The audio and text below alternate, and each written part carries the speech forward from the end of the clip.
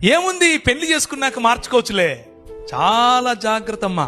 కనీసం వారానికి ఒకరు నాకు ఫోన్ చేస్తారు, అన్నా ఇలా వివాహం జరిగిపోయింది, మావాడు ఇంకా రక్షణలో లేడు, చాలా బాధపడుతున్నాం. ముఖ్యంగా సహోదరులకు చెప్తున్నా, take a stand my sister. అవతలి వ్యక్తి యేసు ప్రభువును నమ్మి రక్షింపబడినటువంటి విశ్వాసి అయితే తప్ప మీ జీవితాల్లో వారిని అనుమతించకండి. మీ పెద్దల ప్రెషర్ అయినా సరే, మీ కులం యొక్క ప్రెషర్ అయినా సరే వారితో మాట్లాడండి, కానీ ఇలాంటి దేవుని వాక్య విరోధమైనటువంటి వాటిని మీ జీవితంలో అనుమతించకండి. Same thing with young boys, యవనులు. చాలా సార్లు ఈ ఉదాహరణ చెప్తూ ఉంటాను. మిద్దెకి ఒక ఆయన తాడేసాడంట కిందోడికి.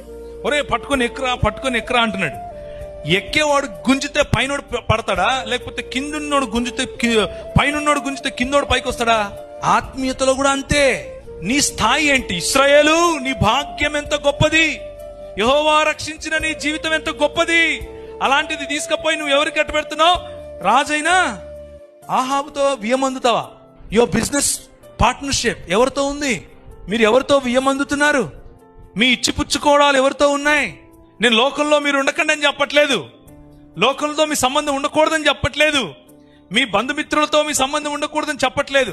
కానీ మీ కుటుంబాలను నియంత్రించేంతగా వారిని లోపలికి రానివద్దు. మీ కుటుంబాన్ని, మీ ఫెయిత్ ను నియంత్రించేంతగా వారి ఇన్ఫ్లుయెన్స్, వారి యొక్క ప్రభావం, అది కులమైనా సరే, అది మతమైనా సరే, అది ప్రాంతమైనా సరే, భాష అయినా సరే, ఏదైనా సరే, బంధువర్గమైనా సరే, let nothing control your faith in the Lord Jesus Christ. యేసు క్రీస్తుతో మీకున్న సంబంధాన్ని ఇవేవి కూడా నియంత్రించకుండా ఉండేందుకు మీరు సిద్ధపడాలి. దాన్నే పరిపక్వత అని అంటారు. ఇశ్రాయేలు రాజు యెహోవా యుద్ధ విచారణ చేయుటకు ఇమ్లా కుమారుడైన మికాయా అను ఒకడు ఇచ్చట ఉన్నాడు. అయితే అతడు నన్ను గూర్చి మేలు ప్రవచింపక నిత్యము కీడునే ప్రవచించుచున్నాడు. వాక్యం చెప్తే ఈయనకేమనిపిస్తుంది? కీడు వినిపిస్తుంది. వాక్యం చెప్తే ఏమి వినిపిస్తుంది? కీడు వినిపిస్తుంది. ఎవరికి? రాజు అయినటువంటి ఆహాబుకు. శిష్యులకు వాక్యం చెప్తే ఏమనిపిస్తుంది?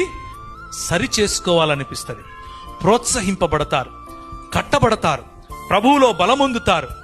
కానీ దేవుని ఆవరణమును రుచి చూడని వారు, దేవుని రక్షణ సువార్తను రుచి చూడని వారు, పరిశుద్ధాత్ముని యొక్క అభిషేకమును పొందినటువంటి వారు, దేవుని వాక్యములో ఉన్నటువంటి రిప్రోచ్, దేవుని వాక్యములో ఉన్నటువంటి కరెక్షన్, దేవుని వాక్యంలో ఉన్నటువంటి ప్రోత్సాహం, దేవుని వాక్యంలో ఉన్నటువంటి బోధ విన్నా కానీ వినని వారుగా ఉంటారు.